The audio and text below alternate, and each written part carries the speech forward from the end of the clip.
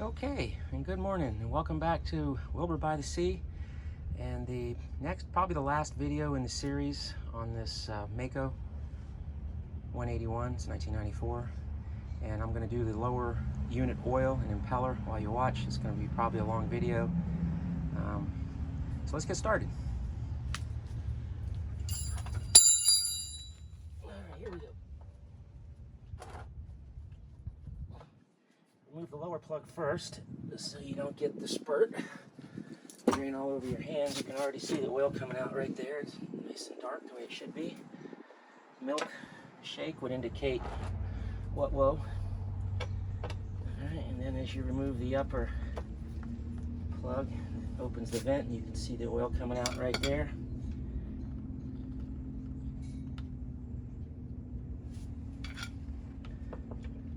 Is not to drop this into the these rubber gloves don't make life easy, but they keep your hands from getting messed up. There we go.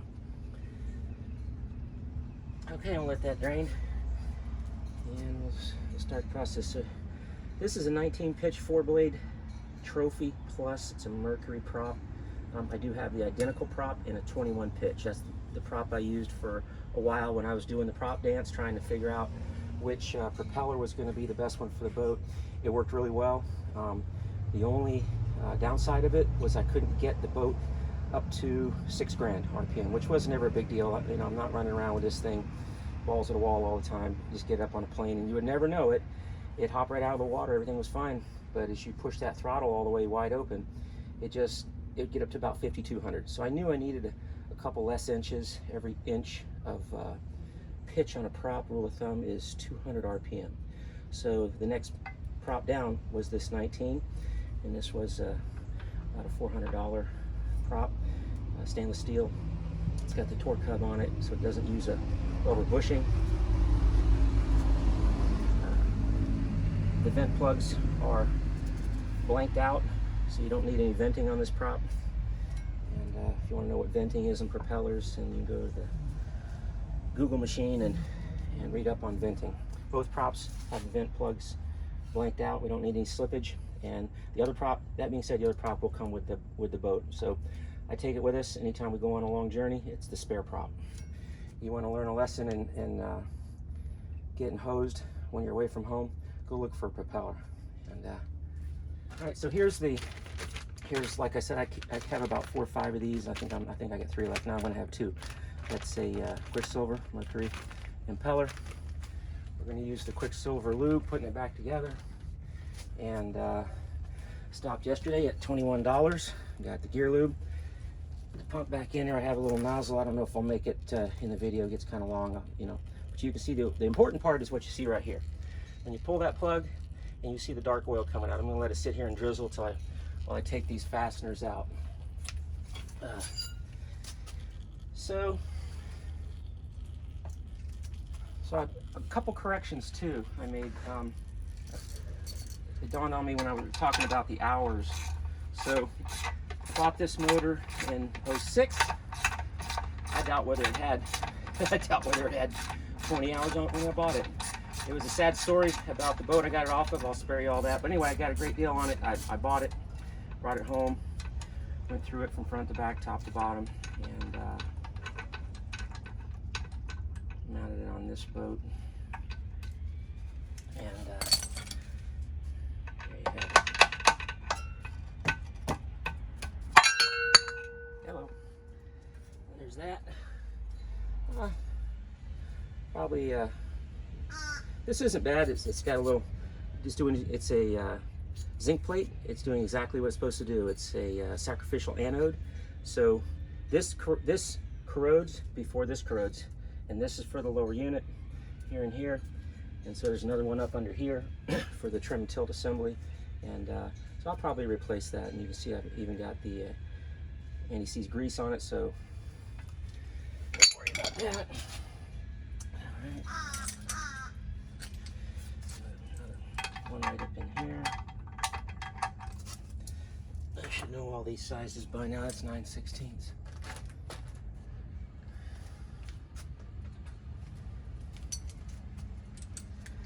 So when I bought this motor, paint was in good shape.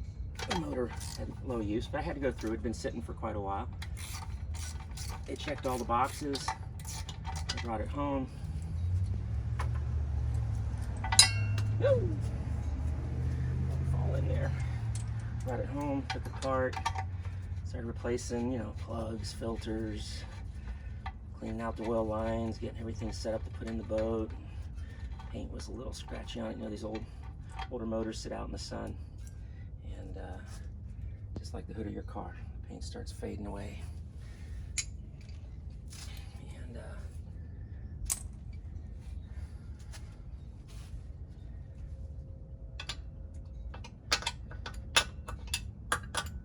I took the liberty of loosening these up, right? I'm trying to get a head start on this.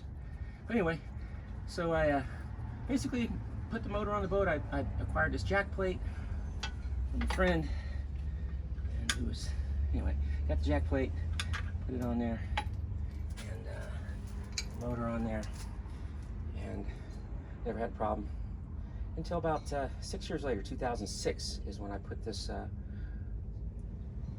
motor on the boat. About 2000 and so it ran for a long time. I had the original 90 on here for 6 years after I bought it, and it was running fine. When I found this motor, I knew I needed more horsepower, because you put 3-4 people on the boat, that 90 just wasn't getting it. It would get out of the water in a long struggle. 2 guys going fishing, it was okay, but ain't nothing like a 150. And so I got this motor. I sold that motor. That motor sold in one day, back in the Craigslist days before it became a circus. It looked just like this one when I sold it. I had that thing detailed, new decals. It was as nice as it could get. I put this motor on, ran around for a while with it. That was 06, so 10, 11, so 12, when I looked at the pictures of when I have this motor being rebuilt. So I ran this motor for 6 years, pretty much problem-free. And I was warned by the guys in the community here that I know that have 2 strokes that said, hey, you know, pull that factory oiling system off there, delete it, just go premix. And I'm like, nah, it's working. I'm all about keeping things, you know, nice, right? And original, and it functioned. I never had a problem with it. And then one day we were coming back from Silver Glen, running down to St. John's, and I started noticing the motor falling off a little bit. And I was like, huh, you know, 3 people in the boat, and we made it back to the ramp, no problem. I just backed down the throttle, and I said, that's odd. It must be, you know, an ignition problem or this or that, spark plugs. You know, you go with the obvious stuff. And I said, well, let me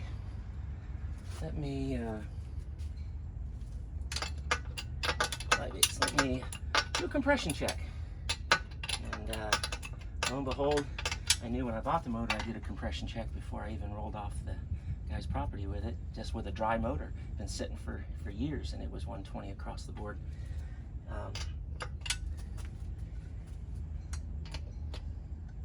And so I knew I had problems. And so I made the decision, because I have the ability and skill set. Built many motors. I got a car sitting out there. I got a Jeep in the garage. I'm the only guy that works on my stuff. And I've rebuilt motors. And outboards are easy, like I said before. So all the bolts are out. I can already see it starting to part. The shifter's in gear. Why do we do that when we take a lower unit off?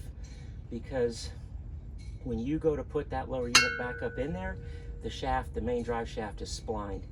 And probably it's a flip of the coin when you slide this thing back up in there and you're under here grunting and groaning, whether it's going to line up and you're trying to move the shift shaft in place and everything, and it's not lining up and you can't get it to go up in there, and what's wrong, what did I do, oh no, call George, call my buddy, get online and look. Well, it's very simple.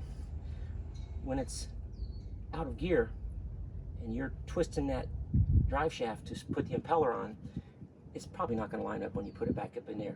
So what you do is you put it in gear. And when you go to slide it back up in there, and you got this thing down here, all you got to do is, it's not lining up, you just bump the prop, it turns the shaft, and right up in it goes. So there you go. All right. So where was I? All right, I'm going to put these plugs back in, because I don't want to have oil dribbling down my leg. Just for now. After I get it back up in there, I will refill it.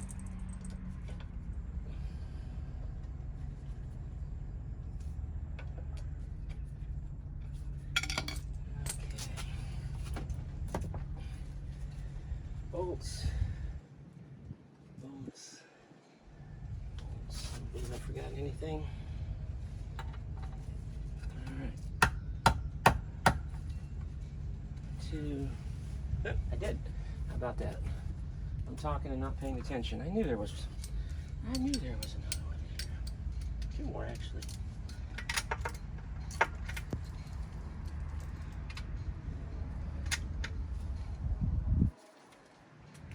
That to be a 5/8. Let me go get my 5/8.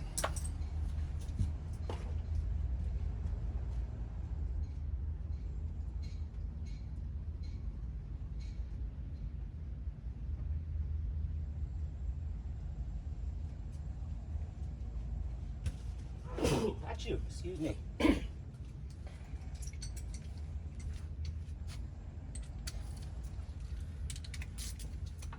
Trying to get ahead of the game.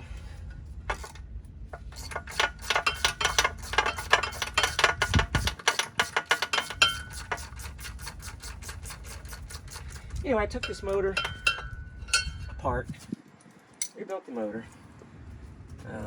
Like I mentioned before, all Mercury steel cage bearings, new rod bolts, always head bolts, and I knew what I was doing then, and put it all back together.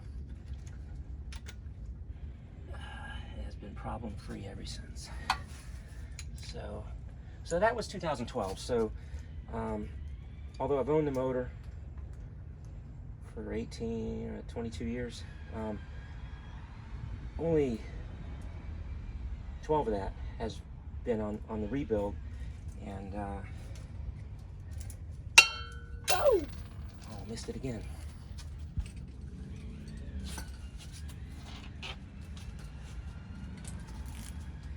And so you calculate probably, like I was guesstimating before in the other video, on the hours, 20 hours a year. So 20 times 12, that'd be 240.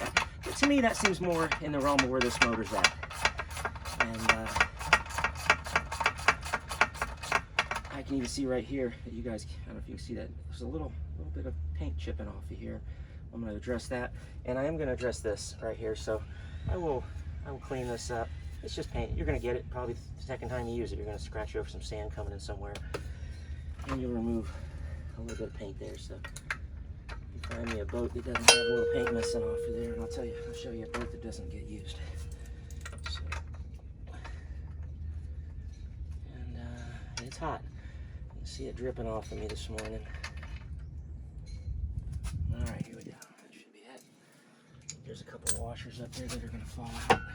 There we go. There's one.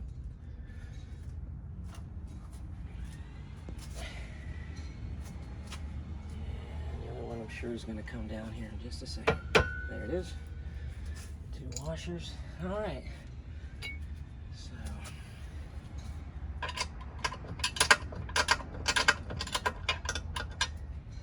I'll probably save you.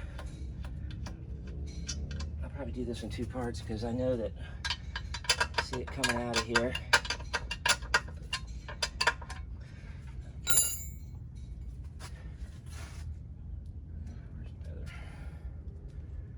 Gone with the wind. All right, let me use this one.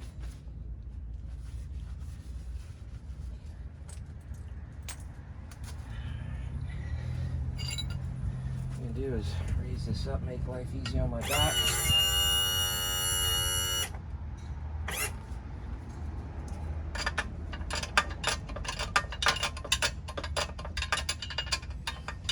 Behind me, over here, behind the motor on the other side, I set up a couple sawhorses. It's my little rig. It's the only reason I ever kept those sawhorses around. There you have it. Is I guess that came out of there. And I keep these sawhorses to do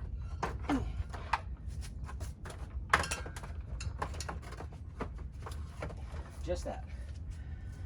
So let me lower this down so you can see.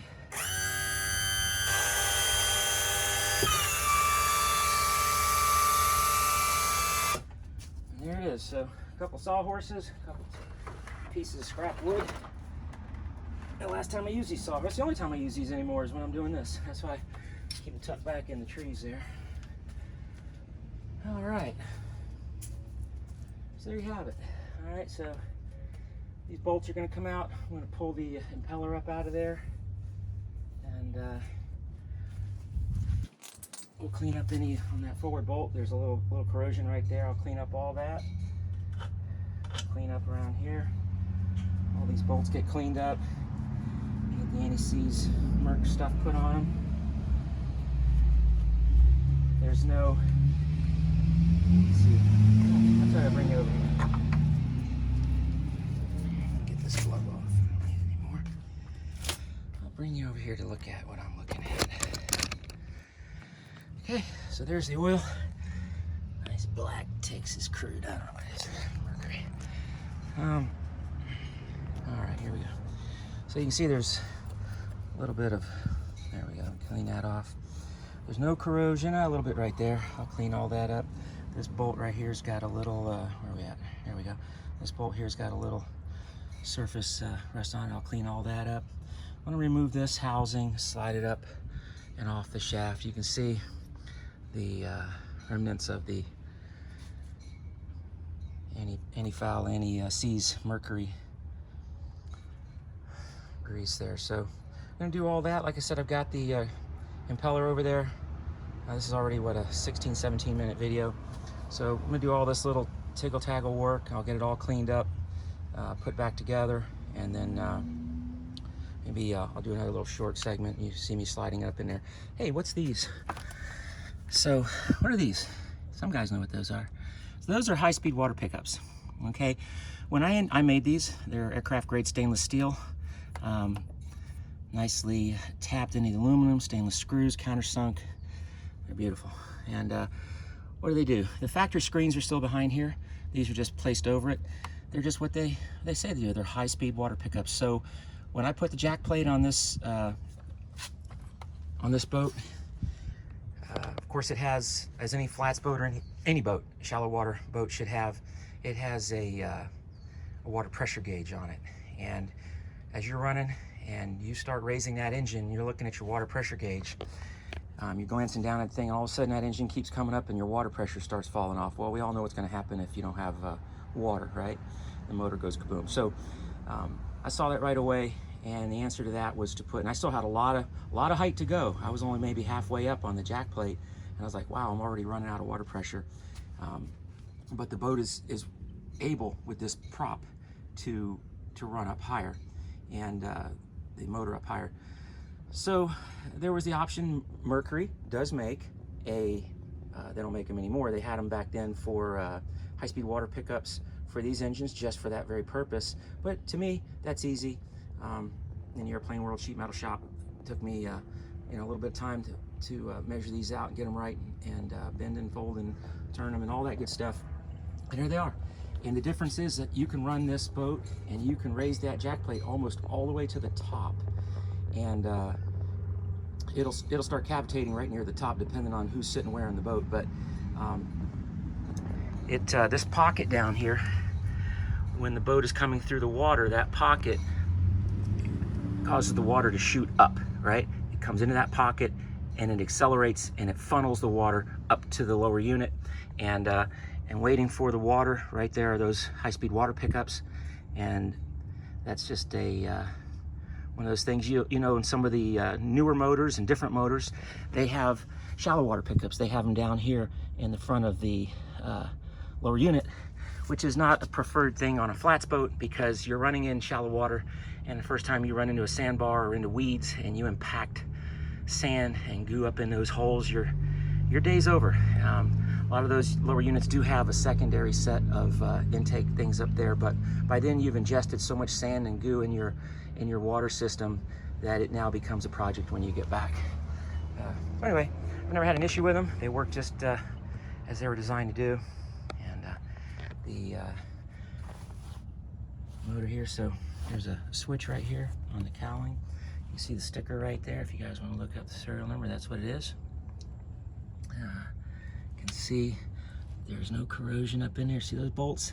It's the first thing you head for on these old Mercuries. The first sign of trouble are those bolts right there rotten, and you will not see that on this motor. Okay, and everything is in good shape. And you want to hear what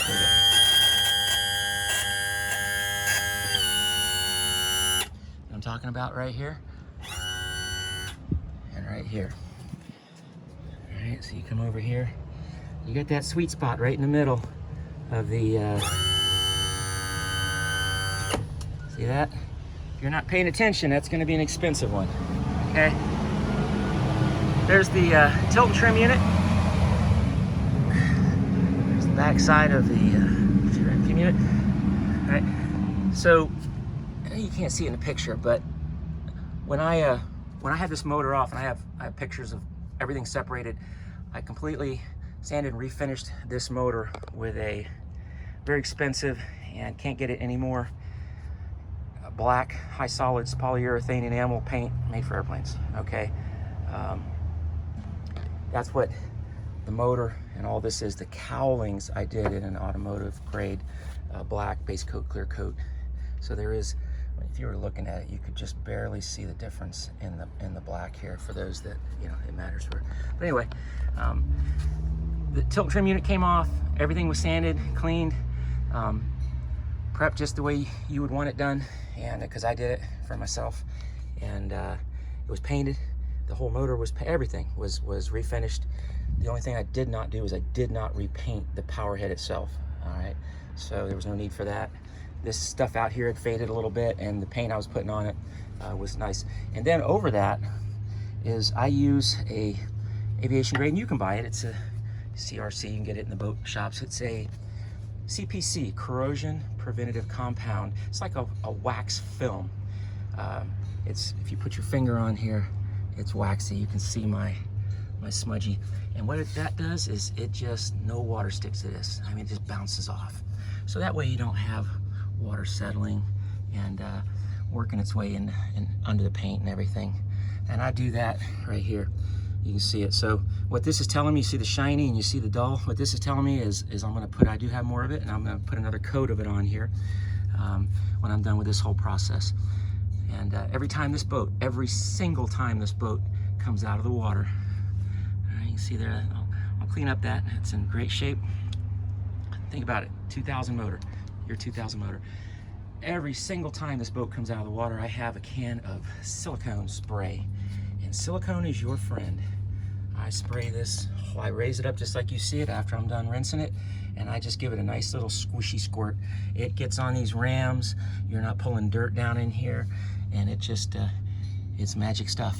And the whole underside of the cowling, the whole power head gets that stuff, and you just spray it on there and walk away. All right, well, anyway, I'm gonna get back to it. I'll do another video when I'm putting this thing back together. Let me get all that stuff done, and we'll go from there. See you in the next one.